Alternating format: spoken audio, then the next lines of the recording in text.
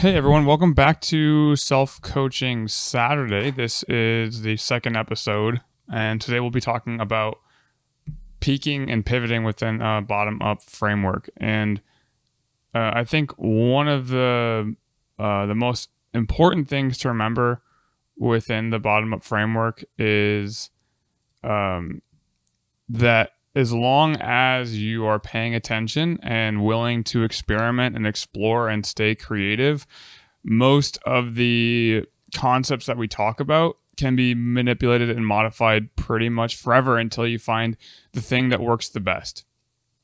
I think that is probably the most important thing to recognize, is that when you're truly using a bottom-up framework, whether you have a top-down strategy where you're kind of pre-planning 10 weeks ahead of time or 5 weeks ahead of time, as long as you're able to make adjustments based off of how you or your lifters are responding, then you're still maintaining the essence of what bottom up even means. And I think that's the thing that needs to be revisited, because depending on where you're coming from within the bottom up ideology, it actually is supposed to be minimalistically ideological. So what that means is the only thing that really matters is that you're making adjustments over time based off of both objective and subjective data and feedback. So if you're coaching yourself,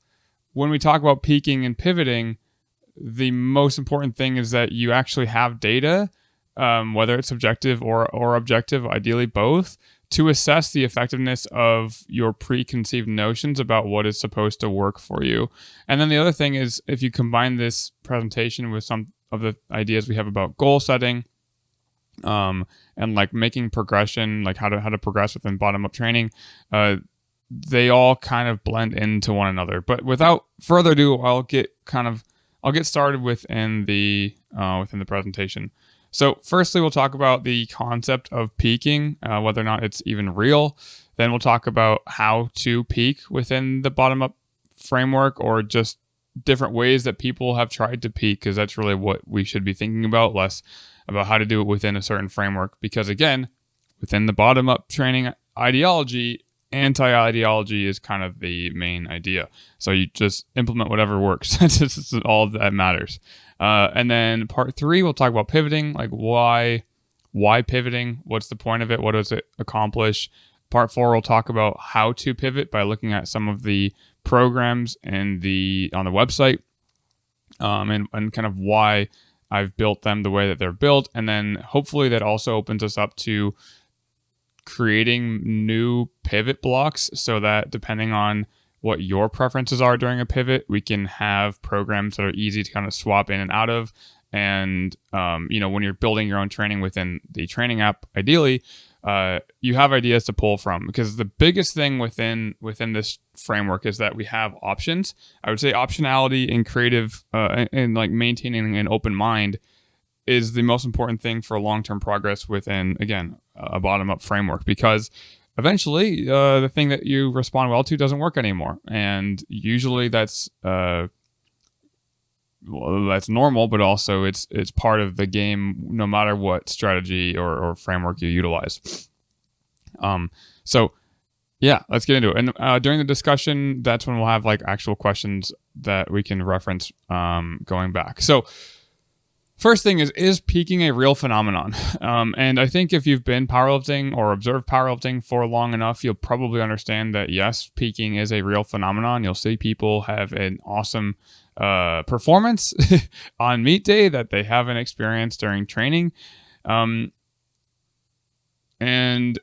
there are some studies on peaking as well. There's a study here, PMID is 3291700. The issue is a lot of the peaking data is on endurance athletes and endurance sports. There's not a whole lot of data on like power sports and strength sports for peaking. And even within this study that I listed, I didn't really get a good summary of it yet, but even within the study that I listed, there are some pretty obvious limitations to the studies. One, there's only a few of them that they reviewed. Two, the duration of most of the studies is like 3 to 6 weeks, because what they wanted to accomplish is to see if a tapering effect of training would directly impact peak force outcomes within the training. Within like a day or a competition. So they didn't have time to do like a 10-week taper. I don't think it would be that effective to do a 10-week taper. That's not really how studies. I don't know why you'd want to do that, but the observation is that there is a day of the week or of the block that you're having your best performance. And if we look at some athletes' training data, which actually I want to bring up as a way to kind of make it clear that like peaking is it is a thing. I mean, it happens, and to what degree that it happens, I think is again dependent on the lifter, and like the actual performance outcome is going to depend on the effectiveness of the strategy that you're implementing within a taper. Apparently, I can't have multiple things open, so give me a second to open up. And I'm going to take a look at Cody. Actually, Cody's like training, I don't know if his is the best, but we'll see how it is. Not that his training isn't the best, but his data analysis won't maybe be ideal because he doesn't track every single thing. But if I don't have great data on him, I'll show you another lifter, because it will help us to answer how to peak within a bottom-up framework, or just within like a framework where you're performing the same training for X amount of weeks until you reach a pivot. So, a peak. So I'm going to take a look at Cody, and then we'll see where the data actually shows us, and then we'll kind of move around. Okay, so like I said, there is not a whole lot of data. I mean, even if we go back to like June, he only really started tracking his deadlifts like consistently in the app like the last month. But whether or not peaking is a thing is really about whether or not you can put together a competition where this performance is happening, or where this projected performance is happening. If we look at the squat, I think there's a bit more data on that. It's very obvious that there are sessions during training that are leading to a positive performance, and there are also periods where training isn't going as well. But in the context of building effective training, I think it might be limited to think about specifically like a hyper focused like peaking strategy. And the reason that I say that is, let's look at this squat. His estimated max on August 23rd was around 326 kilos. Now that is a massive PR, and I think it's very likely related to the fact that the estimated 1 max calculator for him is maybe a bit off, because he entered that he squatted 272 for a double out of 6, and then 280 for a double out of 8, which I mean is a significant. That's awesome. Like that's huge. I don't even know if I remember him doing that, but that's a huge performance benefit or boost from the beginning of the block. Interestingly though, we didn't like have a peaking block that led him to this performance. This happened as a consequence of him adapting to his previous training. Now, this leads to the idea of, is a taper necessary, or could he have maybe had a better performance if we like tapered into this session? As you can see here, we initially started the block with doubles, and his third exposure to training, or at least like this actually looks like his second exposure to training, was pretty good. I believe what happened after this session is his adductor started to hurt, and you can see that in the following session where he hit 280 for a double out of 10, and then we ended up actually not being able to replicate that type of performance, which I think he had a competition somewhere in here. Anyway, when it comes to peaking, yes, peaking exists. How does it affect us when it comes to like building a program, I'd say that there are kind of two ways that we can look at this. The first way to look at it is when a lifter competes, ideally we want them to be competing on a session where we're projecting them to have their best performance. I think that's how I look at it for the most part. That's how I look at it right now with my athletes. If we can track their training long enough and we have enough data, like for me, let's look at mine because I have been tracking my performance a bit longer. I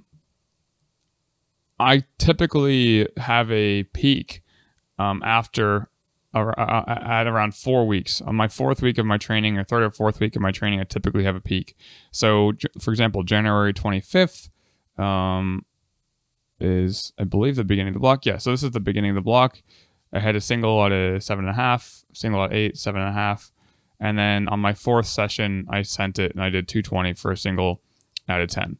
If you look at the actual, yeah.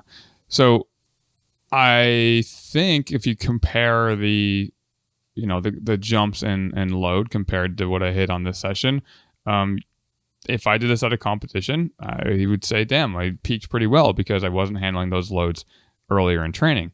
But the other thing to recognize is that I was only hitting, a single at 7.5. And the projection was 220 kilos. And I hit 220 kilos on the day. I do remember subjectively, though, that I didn't get great sleep that weekend. And I didn't really think I would hit 220. I remember my body was feeling relatively achy. Mentally, I was pretty tired, and I was able to hit 220. So then the question is always, could we have peaked more effectively?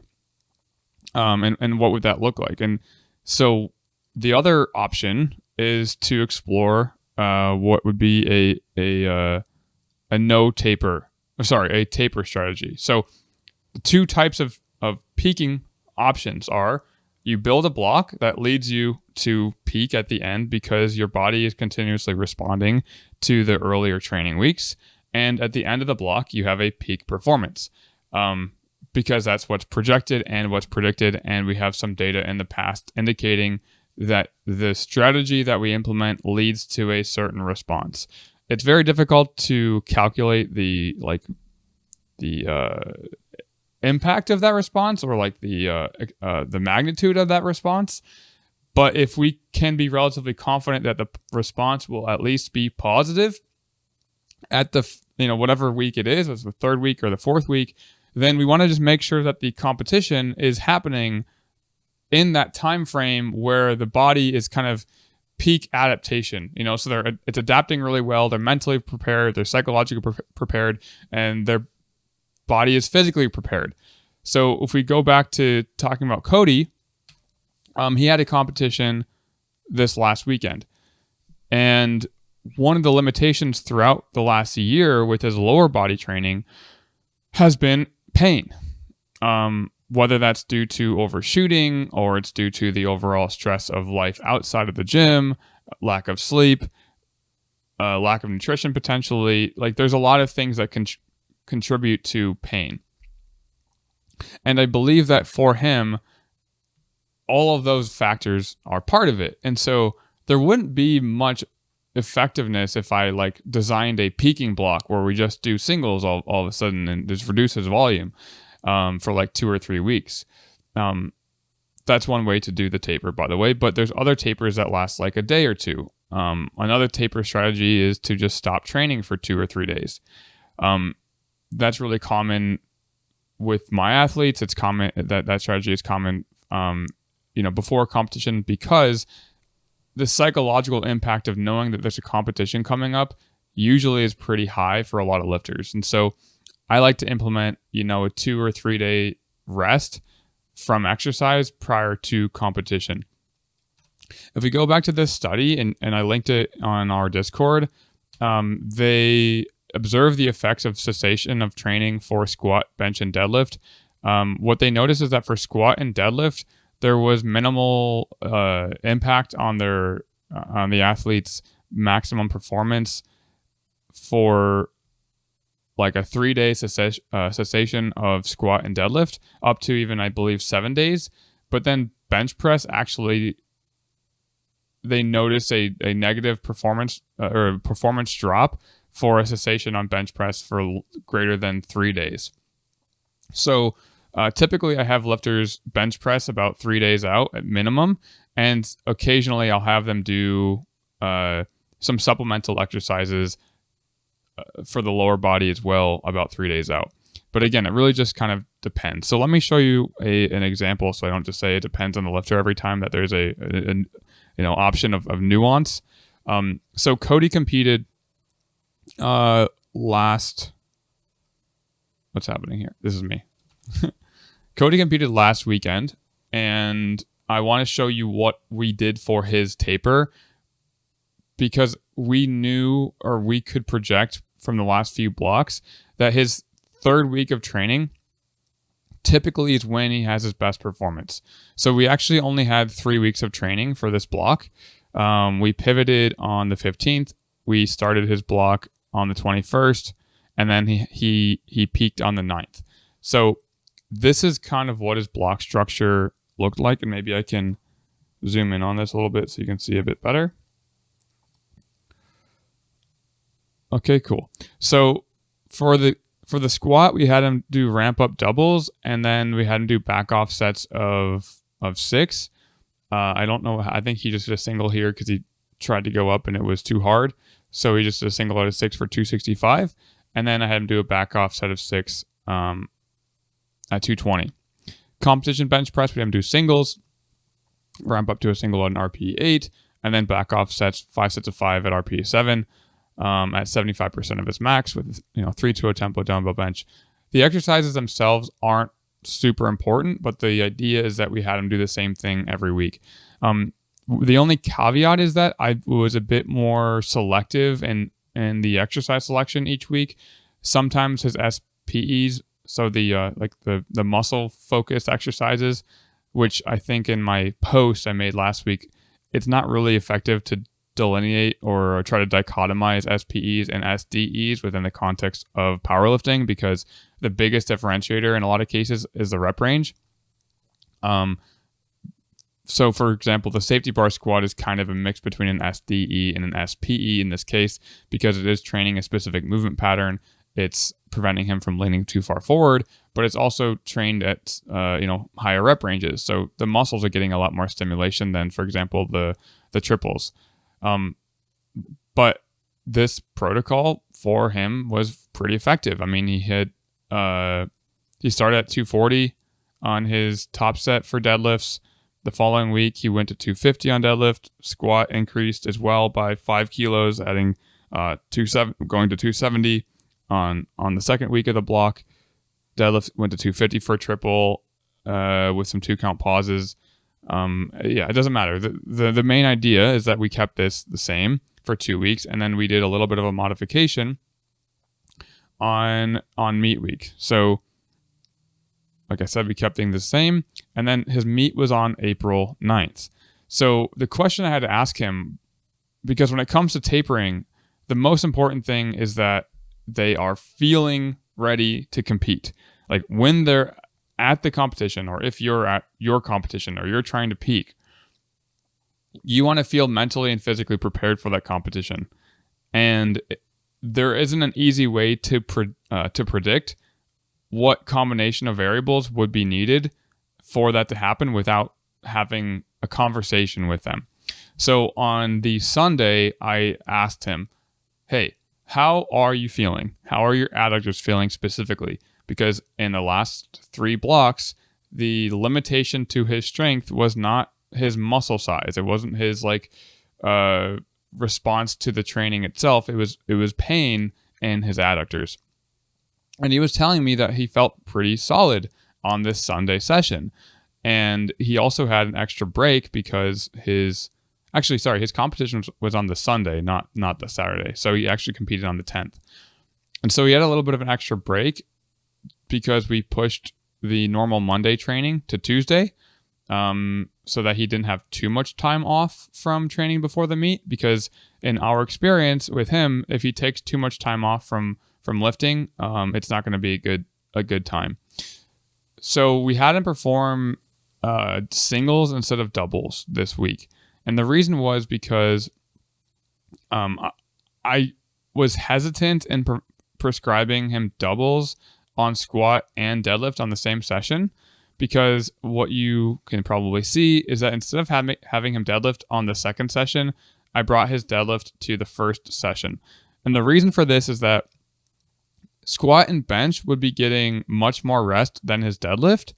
And my thought was, if we give the deadlift, if we have the deadlift on Wednesday, and the deadlift is the movement that usually causes the most adductor pain for him, I figured only having 2 days of rest prior to the meet might be too high of a risk, and I'd rather have him squat and deadlift on the same day, minimize the risk of pain, and if there is some pain, he has 1, 2, 3, 4 days to rest to ensure that the body feels good for the meet. Now, if there was no pain at all to be considered, I'd probably have him deadlift on this day, maybe on Wednesday. It really just depends, again, on asking the lifter, like, what do they think that they need to feel prepared? And so I did ask him if he was comfortable with doing this, and he said, yeah. The only thing that we added to this session on top of benching, and again, the reason I added a bench session here is because of both the objective or like the anecdotal analysis of his training. He tends to need to keep benching pretty frequently in his program in order to kind of push things. So we kept a 3-count pause bench, which I basically just took from this session. The movement that we perform here, I like it to be an SDE for bench press, especially if he's already has 1, 2, 3, 4 SDEs within 1 week. I didn't think it was necessary to take away all the SDEs. So I wanted to keep things relatively similar to what a normal like midweek bench press session would feel like. So I asked him, what is the most effective bench press movement that you have in your program currently that you want to do this week? And he told me the 3-count pause bench. I said, cool, that's going to be your SDE for this week. And then I asked him about his second favorite, and he said close grip incline. I asked him about his favorite like muscle development exercise. He said close grip incline. So we had close grip incline. And then I had him do the vertical pulls and curls just to keep it fun.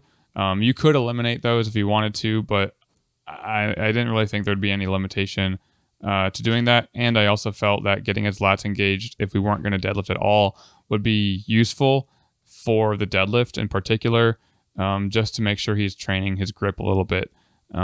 That's a very like random anecdote, and it might not matter at all, but it didn't seem to impact his strength at all on meet day. So that's one way you can taper, basically. You can just do an SBD session at the beginning of the week. And like I said, I dropped the reps by 1 mostly so that the total fatigue was lower. But I still had him perform 1 back offset on the lower body for each of these movements, because the other thing that I know about him is if we completely remove the volume, he really does not respond well to that. And I wanted him to kind of have some fatigue, leading into like this Friday session. The results were that he had an all-time PR on his squat finally. He hit 285 kilos, which he has never hit at a meet at like an RPE 9. He had more in the tank. He probably could have gone like 290, but he had this huge barrier of squatting. I'm going to go to pounds because I forget what this is and kilos, but 622 pounds was just like huge barrier for him. He hadn't hit that since 2017, and he never hit it at a meet. But if he would have hit it in 2017, he would have beat Sean Noriega at the Arnold. And I think a lot of his training would have looked a lot different from there if we would have hit it. But we didn't. We broke that barrier. His bench press, we didn't hit a PR, but I think it's because, one, I might have messed him up psychologically a little bit. They gave him 1 red light on his bench press on his opener at 187.5 kilos. And he adjusted his technique to minimize the likelihood of his butt elevating, but we might have been better off just keeping the technique and hoping the other side just continued to give him a white light. So he only hit his opener because we went from 187 to 195. 195 would have been a PR, but he kind of lost it at the lockout, and I think we kind of messed with him psychologically. And then deadlift, actually, he had a really good day in terms of like the speed, but the competition was what ended up happening was that the scoring table misentered the load for him on his second attempt, and I didn't notice it until after he already pulled it, that it was 270 on the bar, and we went for we tried to go 272. Long story short, they completely messed up, and it killed all of his arousal. And I don't really know what he would have been able to hit if that didn't happen, because we wanted to hit like an all-time meet PR, and then we had to like retake 272 to guarantee best lifter at the competition, or not best lifter in the competition, best lifter in the state. And it just didn't work out because I think he was just bummed, and they messed up by not letting him retake the attempt. Okay, so anyway, the whole reason for that anecdote in the kind of case study is that that's one of the most common ways that I like to taper people for a meet.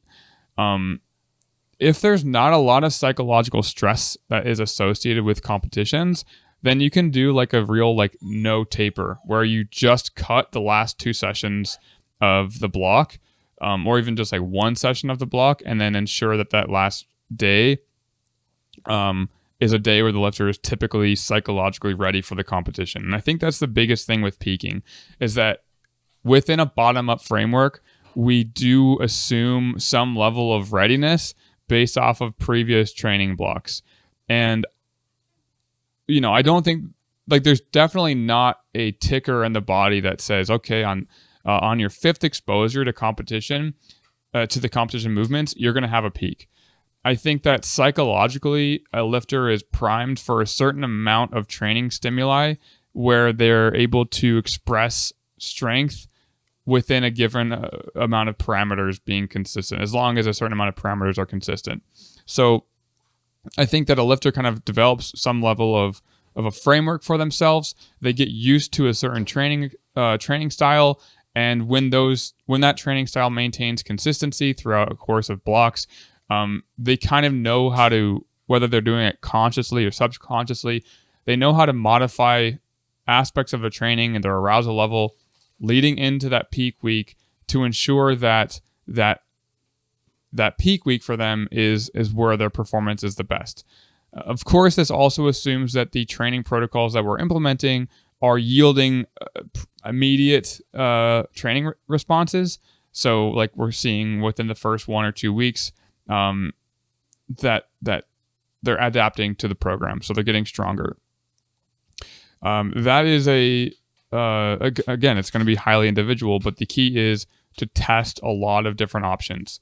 The other thing that's really effective to determine like how to peak for yourself is to try a bunch of different taper/no taper strategies with mock meets. Mock meets have been so useful, especially for lifters that I work with that are, you know, preparing for high level competitions. I don't want to test a new strategy for tapering like prior to Worlds. You know what I mean? So for example, with Ben Wharton, a lifter I worked with prior to the pandemic, we tried a strategy where we didn't even hit anything below sets of 5 reps on any of his lifts.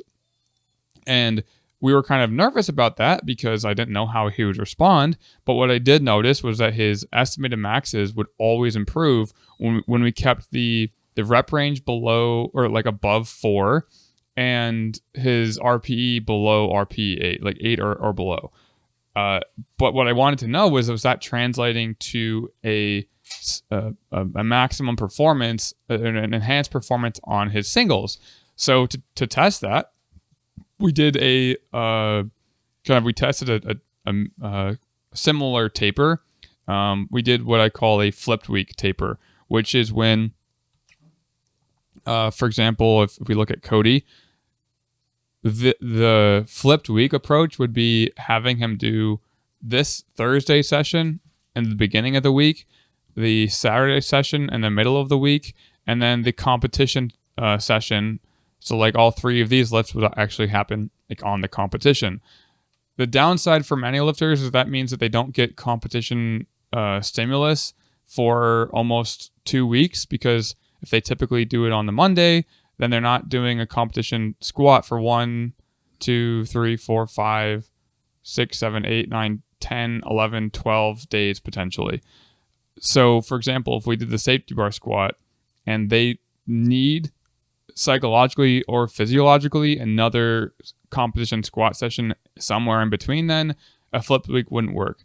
But for Ben, his arousal level gets so high, I don't think he even ever doubts his like ability to perform a certain set. So it worked really well for him because he would typically burn out really quickly if we did like, okay, now we're doing openers on meet day or on meet week. That would just be too much for him. He'd get too hyped up, and then I think his arousal would just kind of slowly dip, into the competition. He'd start doubting himself and just wouldn't be good for his momentum. But that is a strategy that you can try, a flipped week. So you just put the end of the week at the beginning and then have the competition movements at the end. There are a bunch of different strategies, and we can kind of take a look at some of them in pretty much all of the programs that we have on the store. Any of the programs that have a meet peak attached to them means that there is a taper at the end of it. So this is one I just built for a lifter. It's called the 3-week polarized meet peak. What you'll see within the block is that it repeats itself for 2 weeks, and then on let me double check. Yeah, and then on the third week, they actually perform singles. And this is because there hasn't been an established like time to peak for them. And this lifter also wanted to perform a single prior to competition to kind of see where they're at. But I was also confident that they wouldn't get too aroused from experimenting with that. So the last week of this block has, again, singles, but then we keep some of the volume. We put the deadlift on the first session, similar to what I did with Ben. The second session is bench and leg press, which again should kind of maintain some stimulus in the legs, but allow the psychological stimulus to drop leading into the competition, which I think is actually a more important variable than like a volume drop. I think even if you look at the literature, volume drops are really sensitive for raw lifters. So you probably want to be more aware of what they need psychologically than what they need physiologically, because you can make up for the difference with something like a leg press or something that like an exercise that's lower, has a lower central stress response and a lower psychological stress response to it.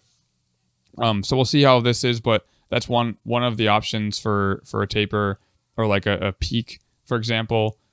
If we look at power building meet peak, this is one that Seba put together back in July of last year. Let's just look at the end. So the beginning of the block is 2 count pause squats, Bulgarians, single. Okay, so we put the competition squat and bench and deadlift at the end of the week, which is actually pretty cool. That's another thing you can do. Instead of having all the competition movements be at the beginning of the week, you can just have them be at the end of the week instead. That way you're used to having competition movements like around the same day as the competition, instead of being used to having them in the beginning of the week. And I think that's actually a really effective way to get the lifter psychologically prepared for having end of the week be when they're going to compete. And then I think if we look at the last week, this is where I think this is like a no taper. So 2 count pause squat, 3 count pause bench, like it's all normal, and then it's done. So it's just 3 days. So the last 2 days are cut out. That gives them 2 days to kind of recover. But it's obviously in this case, we assume that like week 3, 2, and 1, the lifter is responding well to. And that's the big thing if you're going to peak. You have to actually have a combination of variables that we are assuming the lifter is responding well to.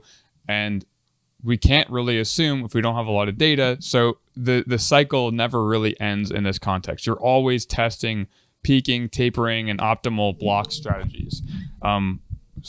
Why peaking is important is that if a lifter also needs to have some form of a taper, it would be really nice for you to know what that would look like, so you don't waste the entire block that you respond well to, and you like are seeing really great responses by like one, eliminating all the volume prior to a meet, and then they like just bomb out or something, or you give them a lot more volume and stimulus that they need, because you're not matching it with them psychologically. So if you're thinking about self-coaching, I want you to encourage yourself. I encourage you to take note of how you feel leading into a test session or a mock meet or a competition. And ideally you do this more often, so what is the psychological experience living inside your body when you have a high arousal day that you have to like prepare for, and then test a bunch of different ways to ensure you're mentally and physiologically prepared for that day. And that's very vague, but I think that's the truth when it comes to peaking. And if you look at the data, it kind of aligns with that. There's not a lot of like consistency or like best practices when it comes to peaking for strength sports. Everyone kind of does something different. And if someone's too attached to the ideology of peaking, I think they're gonna miss out on aspects of their training because of that. Because ideology isn't helpful in the bottom-up framework if you don't have something for the lifter. Yep. I wonder if you could just maybe cover pivots next week. We can just skip this ended up going pretty long. Yeah, you want to just talk about some of the discussion stuff? Yeah. Let's do it. Because otherwise, I mean, you could probably do like another hour just on pivots. Good call. One thing I was wondering is like, how often would you compete or have mock meets in order to test this kind of thing? Because it seems like maybe, especially early on, you might want to do a lot of competitions and mock meets to try to figure out what works. Yeah. I mean, it depends on like the lifter's preference, but as a coach, I try to communicate as quickly as possible that we're not going to know the ideal like peaking strategy unless we test it often. So whatever that means to the lifter is like, hey, okay, so what the heck? That was weird. 1 second. Wow, you just deleted your account? Discord just decided to restart on me for no reason. So I think as often as tolerable, the lifter should be testing their like peaking approach. In praxis, that looks like, for me, usually I'm asking lifters about how often they're comfortable with like testing a strategy. Because on the other hand, like I mentioned before, we only really want to peak or test a peak if we are confident that the block structure itself yields a positive performance. So typically what I end up doing is, once we find a strategy that is consistent with, yielding a positive training outcome, relatively soon after that, I want to start testing tapering peaking strategies, basically. And in the context of this, I think it's mostly a tapering strategy. So that could be, it's usually around once every 4 to 6 months that we're going to test either with a competition or a mock meet. If a lifter is like, hey, I have this competition coming up and it's in about 3 blocks, ideally I want them to test a mock meet within that first block. So that first block, I want to do a taper or a peaking like test of some form the first block before the prior to the competition. So that way they have another block for us to kind of explore a new strategy. And if that strategy yields a better like total strength gain, then we'll combine or modify the initial taper that we tried with the mock meet into that competition. Now, I would say that it's pretty common, like, because I have a lot more experience and because I can just ask the lifter more questions about like their psychological state prior to a mock meet, it's a lot easier to kind of put something together that is likely to produce a strong performance on the mock meet. But if, for example, the initial testing doesn't go well, I might have them do another mock meet prior. So that second block, prior to the competition, I would have them do another mock meet, but I wouldn't have them do a single out of 10. I just have them do a single out of an 8 or a 9, bringing their arousal level still pretty high to test a different strategy. Or we just have like a flipped week and test to see like what's their, so maybe we don't do singles, but maybe we like max out at the rep range that we're implementing throughout the block. So if we're doing like a triple out of, triple out of an 8, maybe we test out to see what happens if we put the triples at the end of the week and then do some form of like, whether it's a flipped week or we implement like a no taper as well earlier in the week. So we do like an SBD session on the Monday and then a bench only and maybe a supplemental exercise on Wednesday.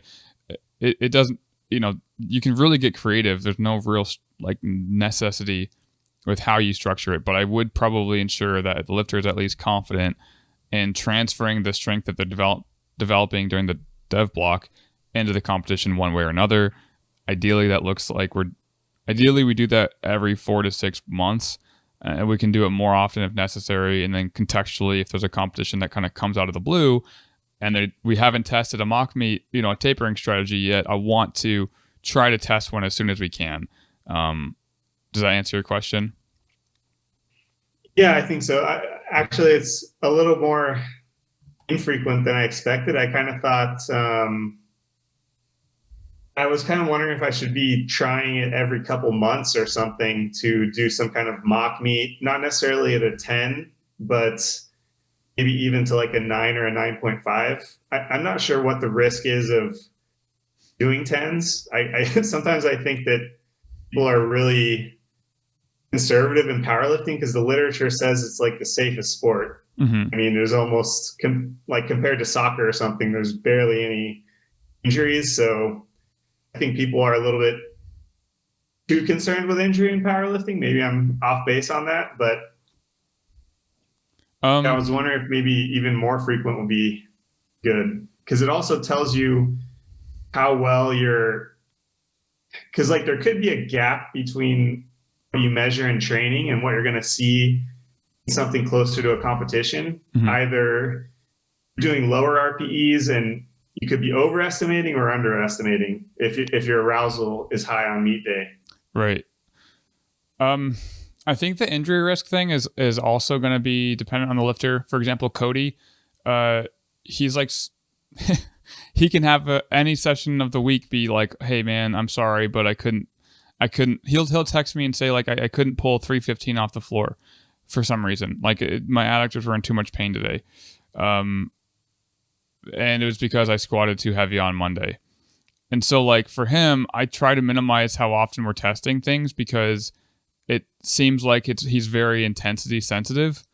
So like a single out of 10 every other block or something for his SBDs, it could mean that we need like 2 weeks of recovery. And that's also a psychological thing too. I know that when I did my testing last block, I was really pumped to get right into the next block. And that was like the first time that I felt that way. Did one pivot, and I was like, cool. I could maybe even test. God. Wow, he left us again, dude. Maybe my computer just doesn't like that I'm handling like 5 things at once. But yeah, so that type of scenario, I wouldn't test as often. It's like if a lifter is sensitive to that high intensity. Ben Wharton, it's another case where, as long as his intensity is very infrequent, it's fine to test often. But I would say lifters that have like a high injury, what's the word? But like they're more disposition exactly to injury is higher, then I wouldn't test as often. But for someone that's like confident and like looks forward to singles at 10 and like when you're talking about them, they get excited. Yeah, I don't see that there would be a problem to do it more often. I think that the literature on injury rates with powerlifting is true. Like that's true that the injury risk is really low. But what conditions would facilitate injury for a lifter. And I think that, probably if there's an injury that's going to happen, it'll either happen towards the end of a block when fatigue is high and intensity is high, is probably when like the conditions would be ripe for that. It's not that it's going to happen. I don't think I still think it's a really low, likelihood, but it is magnified when the lifter is also like really anxious about it and they're feeling physically fatigued and now they're going to hit a single out of 10. I think those are the conditions where I'd probably minimize it for risk. But I mean, I could probably do it every 3 blocks myself, psychologically. Because the other thing is, it's such a relief or a release sometimes, like in terms of actually testing yourself, like actually saying, okay, it's time to test if I've been BSing the whole block or the last 3 months. We're going to put some weight in the bar. In the event that you're disappointed, like I have lifters where we test and then they don't hit the numbers they were expecting and they're like, okay, I want to do bodybuilding for a few months. Like that was not what I expected. That's a risk too. So the way I treat it personally is if a block is going well and they're like clearly responding well, those are when that's when I typically say, hey, by the way, I think it would be good to do a mock meet at the end of this block. Or like if there's been momentum in the last few blocks, I'll just say, hey, do you want to give it a test at the end of this week, because it seems like what we're doing is working. Because the other thing is like every other block, I don't know, it's not a guarantee that the block is going to repeat itself. And so you're kind of always battling with, is the block effective? And if it is, should I peak? So I think if the block is effective, it's probably beneficial to peak. Try a peak at the end to test some of these like peaking ideas. But on the other hand, once you do find a tapering strategy that you can kind of rely on, it's up to you if you feel like you need to keep testing it, especially if like you're training within like 1 to 3 rep range. You might not need to like test to see if it's actually, well, 1, if it's actually working, and then 2, if you know how you like to peak, it might not be necessary to keep testing to see if it works. I mean, necessary is probably not the right word, because you never really know, I guess, even if you think you know.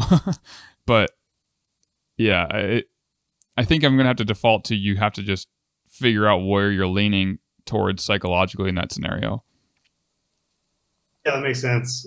It's interesting that I think powerlifting more than other sports really, it seems like powerlifters try to minimize their competition frequency. Like people who are world-class sprinters or something, I think they try to do a lot of competitions going up to like a world level meet so they have more practice, because the actual maybe just powerlifting in the gym is already good enough practice, but it's a little bit different, I guess, I haven't competed yet, but I guess it's like one is practice and one is the actual sport. So I think that, maybe, I don't know. Anyway, just my thought on it.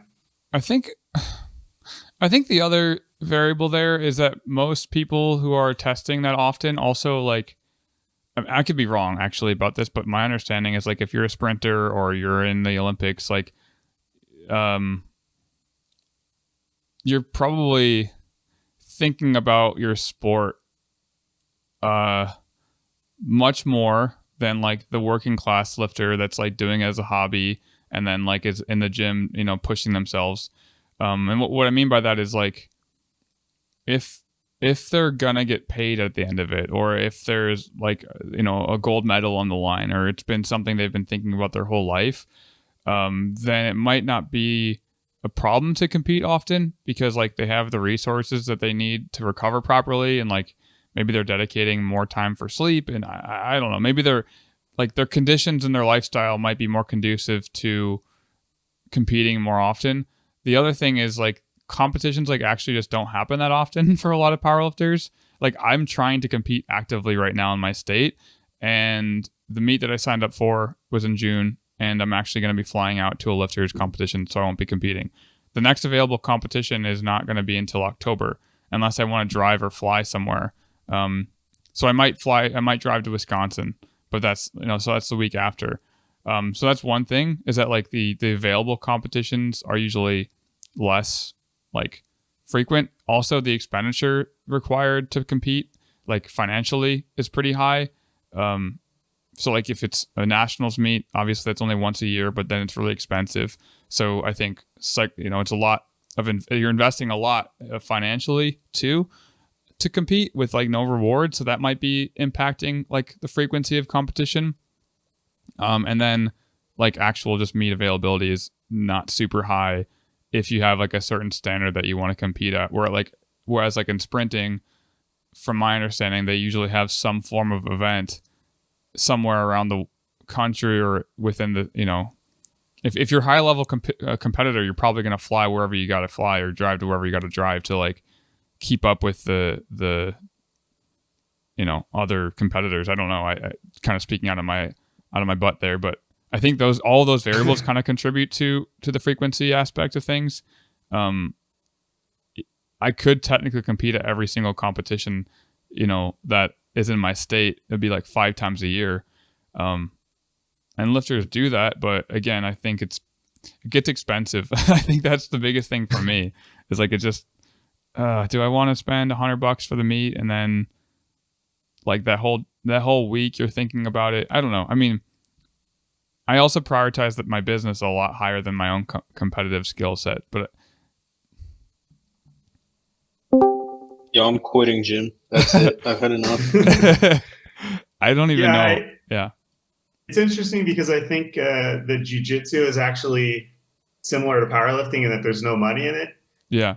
But people compete like as often as possible, I think, like, but I guess in that, competing is much, much different compared to, the intensity is way higher than what you could do in the gym, just because like in the gym, your partners aren't trying to like break your arm or something, but in a competition, they're literally doing max effort, everything. So like in like jiu-jitsu or something like that. Was that? Were you describing? Yeah, jiu-jitsu. Yeah. Yeah. So do the people compete pretty often in jiu-jitsu? Yeah, that's what I was saying. They compete basically at every competition that's nearby. The other thing is I guess you just have to pay competition fees. I'm not sure what the fees are in powerlifting. And I think one of the things about powerlifting is the meets are kind of a pain in the ass. Like they last so long and you're waiting around a lot that it's probably a little bit more of a hassle. But, yeah, that's a huge one, I think, actually. It's like, it's a whole day, and then you like get up. I mean, you get up early, but it's a whole ass day. And usually you want people with you to like help you out. You need to like get a coach to come with, probably have a handler. I mean, it's the same thing for jiu-jitsu, I imagine, but I don't know what the speed of those competitions are.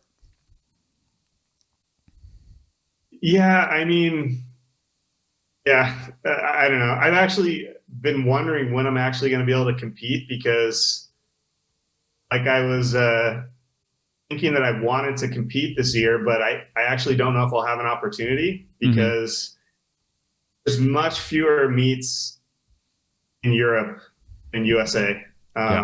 There's fewer federations, like, so I have no idea when I'll be able to compete. So I was wondering if I should just like try to make my training more general, because it's just such a far future thing that I don't know. I'm not like super motivated for the actual peaking stuff at the moment because of that. So the way that I've approached that is, and honestly, even with my lifters, I think it's kind of similar, but like there's two parts to that. One is, what is it about lifting that like makes you excited right now? And then like, would you be excited to perform a mock meet even though there's no like competition coming up?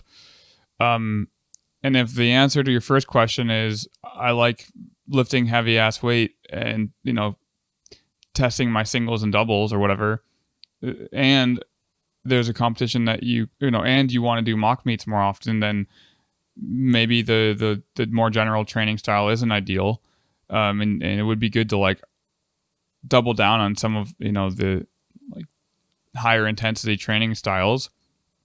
But if what's exciting to you about training right now is like just being in the gym, then design the training around more.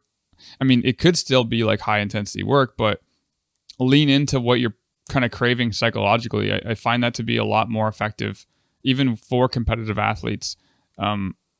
Typically with competitive athletes, they're craving like the grind, but a lot of my lifters I'm noticing are kind of sick of like singles and or like even doubles or even triples. Like they want to do like sets of 6 and that's it for their competition movements for X amount of time, and then like at some point they're going to start craving some higher intensity. But I think that you can develop strength in all of these rep ranges, and as long as you're spending some time near intensities that are challenging enough that would emulate a competition, I think that would probably be enough. So the way that I've been handling it is, and this is a new concept, but the way I've been handling it is asking myself, what's the maximum effective intensity that I can tolerate and that would be beneficial for like where I'm at in my training right now, and then build the rest of the training around that. And so for me, that looks like a triple out an 8. Like doing any higher intensity than a triple out an 8 on any of my exercises right now wouldn't be exciting. It would likely be too fatiguing, and like I would probably burn out quickly, because my last 2 blocks I was doing single out an 8. So I was doing 8 weeks of training, ramping up to a 92% effort, and it was a lot, and I just couldn't imagine doing it again. So I brought it down to a triple out an 8, and like psychologically for myself, having that as like my highest intensity exercise, and then the rest of the movements are like fun. I'm doing like leg press for 10s and my acceleration squats for 7s, my back off even after that triple or for 7s on all 3 lifts. That kind of gave me that delineation from like grind mode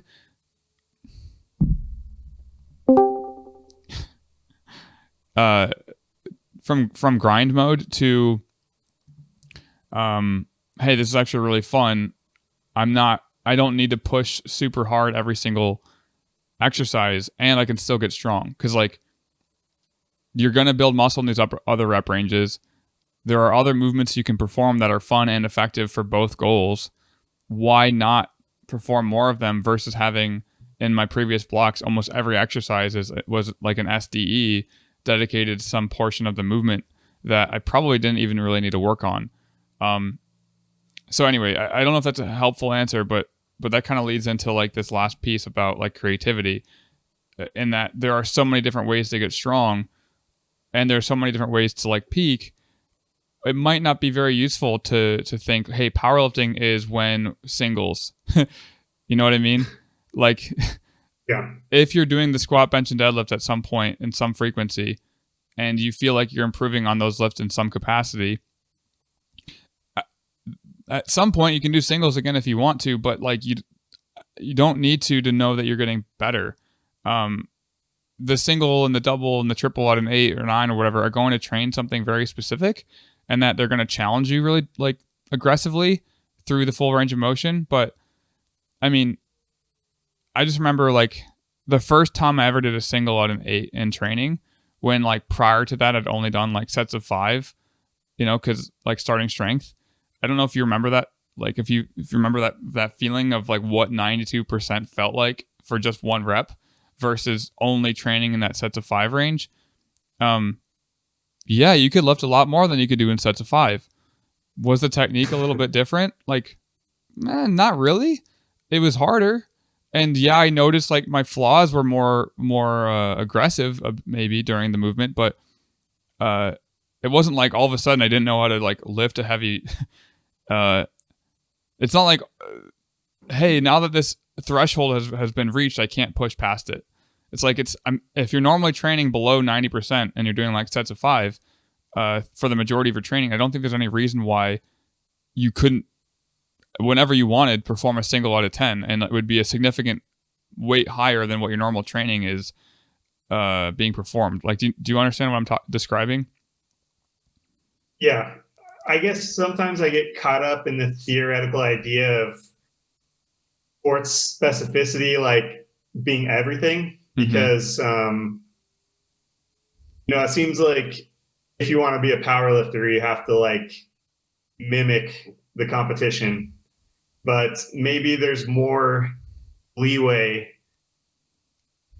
for because really you're not training that many qualities for powerlifting compared to other sports like tactics, and you're not, I mean, there is a little bit of training of like work capacity and stuff, but for the most part it's like hypertrophy and like max force output. Yep. So maybe it's easier, maybe you don't have to be as specific, but I don't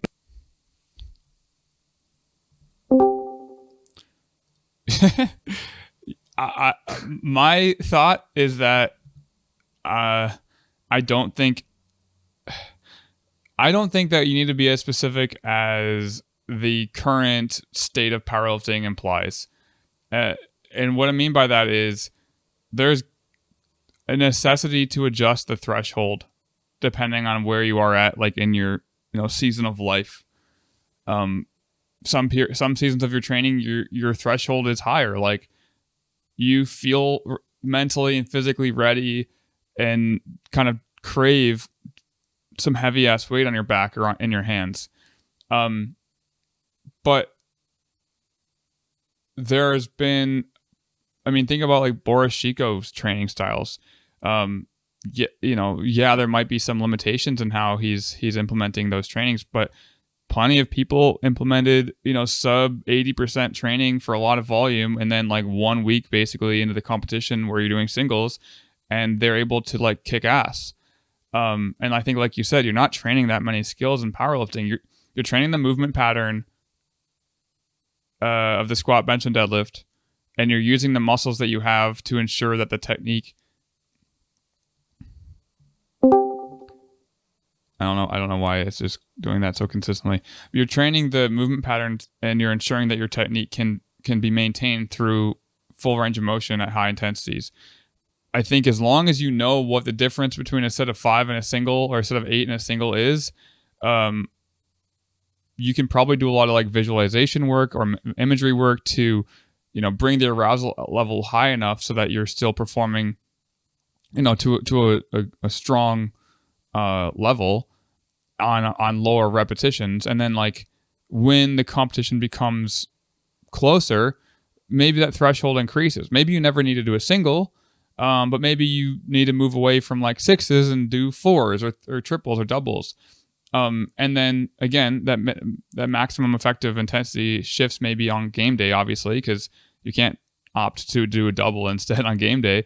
But it doesn't mean you're not going to be able to produce force. Like force production, from my understanding, is only really going to be limited if you have an injury. So as long as you're feeling healthy in a competition, and even though you haven't been training above 85% or whatever threshold, I don't think that there's a mechanism that's going to limit your ability to produce like enough force to hit the difference between, to jump 15% basically, if like your top intensity is 85% of your max. You might be a little bit shocked initially because, hey, that's heavy weight on your back, but like,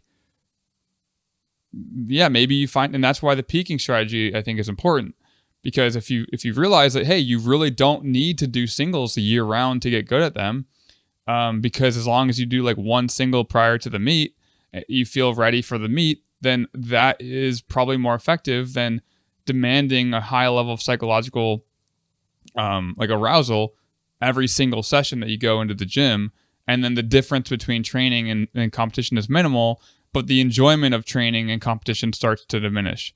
Now, if you're someone like Chance Mitchell or like Sean Noriega, where you're getting constantly like reaffirmed for everything that you do in training because you're the strongest person in your weight class, then they might always be excited for singles, because no matter what happens, the weight that they hit is like really impressive. Maybe not to them, but to some people. And so maybe for them that is what is needed, because it's like rewarding in a lot of ways. But for me, when I fail 220 on the deadlift alone in my gym, if I posted that to Instagram, you know what I mean? Like no one's going to be pumped for me. No one's going to like get stronger. It's like stronger, Jim. I guess like Instagram equity is a big factor in singles. I have like no Instagram equity at all, so yeah, I mean that's the thing. I mean, I don't know. This is a new idea that like that part popped in my head just now, but like I think that's why people think you have to do singles, because you see like even what's the guy Jamal Browner, he's like deadlifting over 900 every time he pulls. Okay, so should I just do singles all the time and then eventually I'm pulling 900? It's like, no, but his baseline strength is so high that no matter what he does, it's going to be wicked.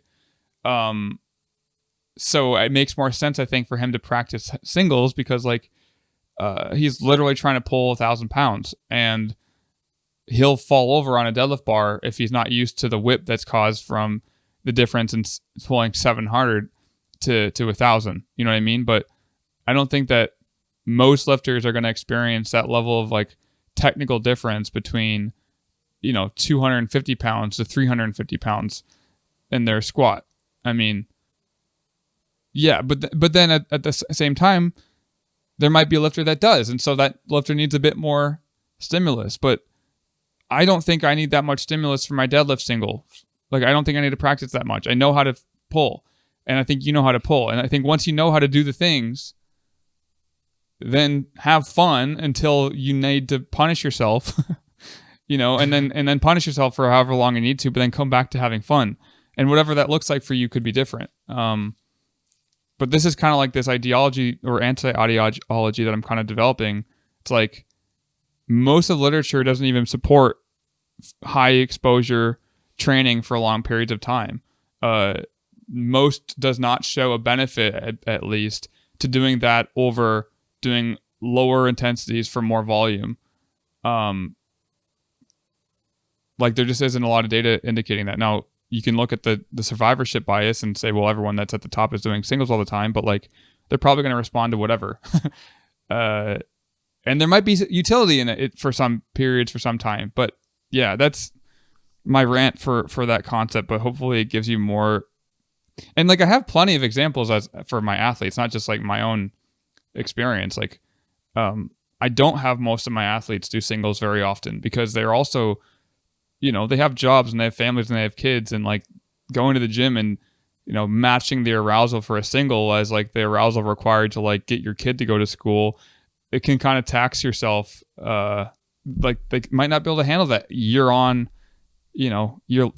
I mean, there's different ways to implement any rep range, of course, but if they're not having fun with it, then they're not going to keep doing it for a long time. And I think if we prevent them from having that, if you prevent yourself from having that flexibility and you think that you're doing something wrong because you decided you wanted to do like a hypertrophy block for 6 months, I think that's not true. I don't think there is anything wrong with that. I think you just have to train at a certain intensity within your threshold for the season of the life of life, or like the week. That could change every week, and that's where the bottom up implementation of training has flaws, because you can still wave load your protocols within a development block if you want to. Like that maximum intensity threshold that I'm talking about could change every week. And so that's where you can actually build some wave loading into a bottom up approach. So that maybe at the beginning of the block you are doing higher reps, but that at some point during the block you want to do something lower rep, high intensity. Maybe you undulate every other week, high, low. So you're not beating yourself over the head, but you're also getting the intensity that you kind of crave, but you're not giving yourself too much of it. And it's still within this like predictable box, because A, B are the same, but there's, differences between A and B. You know what I mean? So A and B are the same, but the difference is are still effective. So Yeah, I think I have to go in a second, yeah. but I actually think that's probably the number one problem I've had in my entire training career is that I just feel like I'm doing it wrong. I think because I actually started at a much lower baseline than pretty much anyone I know, and like I just didn't make progress as fast as other people. So I kind of felt like I'm doing something wrong. But then one day I got to a point where I'm like, hey, almost no one is as strong as I am. Like just putting in work over time actually makes a big difference, even if you're not that suited to it. Yeah. So like I don't really think I was doing anything wrong, but it just feels that way if you don't get the results that other people have. Because like actually if you go into a gym and you see people benching like 350 or whatever, there's a huge survivorship bias there. Almost no one gets from walking into a gym to bench pressing even 2 plates. Yeah. Like maybe 1 in 100 or 1 in 1,000 people even makes it to that. Yep. But like, if you look at the survivors, it looks like everyone does that. Yeah. Yeah. I mean, I think that's, I'm with you there too. I mean, I think that's, that's the type of lifters that I coach, is that people think that they're doing something wrong when in reality, the thing that they need is just different from all the survivors of the other approach. And that's kind of what gets me amped up about this concept, because coaching, I think, is more about recognizing that there are many ways to get to where you want to go, and there isn't a wrong answer, and having the optionality kind of to match the lifter's psychology and their conditions that they're, working within, can yield better results than the lifter that has all of the, positive feedback loop. They have all the nutrition available for them. They have plenty of meets to compete at. They have great equipment and a great, team of lifters every time they go to the gym that kind of hype them up. Like, yeah, that would be ideal if everyone has that, and maybe then they can always do singles because the conditions are just primed no matter what.